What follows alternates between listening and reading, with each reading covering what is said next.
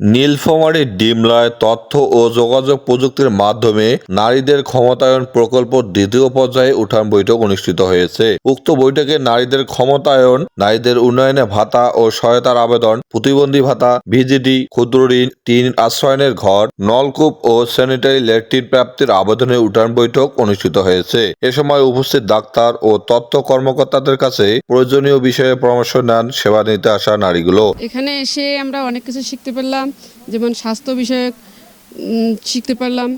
গর্ভবতী মায়েরা যখন পেটে বাচ্চা আসে তখন তারা কি সেবা পাবে, এখানে এসে আমরা তা জানতে পারলাম। তারপরে মেয়েরা ব্যবসা করতে পারবে, আসলে আমরা এটা আগে জানতাম না কখনোই, এখানে এসে তা জানতে পারলাম।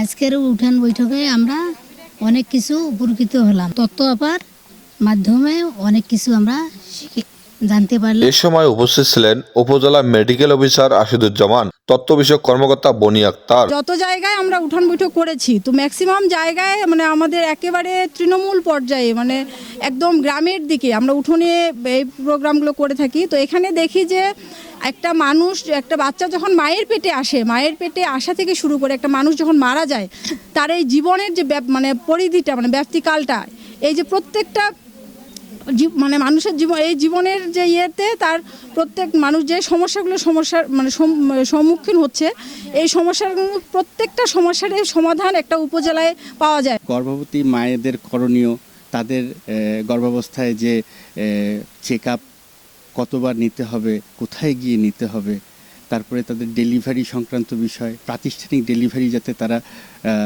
করে সেই বিষয়গুলো। এছাড়া 30 ঊর্ধ্ব মহিলাদের ভায়া পরীক্ষা এবং তাছাড়াও সার্বিক চিকিৎসা সেবাগুলো তারা কোথা থেকে নিতে পারে, আমাদের সরকারি প্রতিষ্ঠানগুলোতে যেন তারা আসে এবং কম খরচে শুধুমাত্র ইউজার ফির মাধ্যমে যে কত কম খরচে তারা চিকিৎসা সেবা এবং পরীক্ষা নিরীক্ষাগুলো করতে পারে, সেই বিষয়গুলো তাদেরকে জানালাম। এ সময় 50 জন নারীকে 200 টাকা করে সম্মানী ভাতা দেওয়া হয়। নীলফামারীর ডিমলা থেকে আরফুজ্জামান, সরেজমিন বার্তা।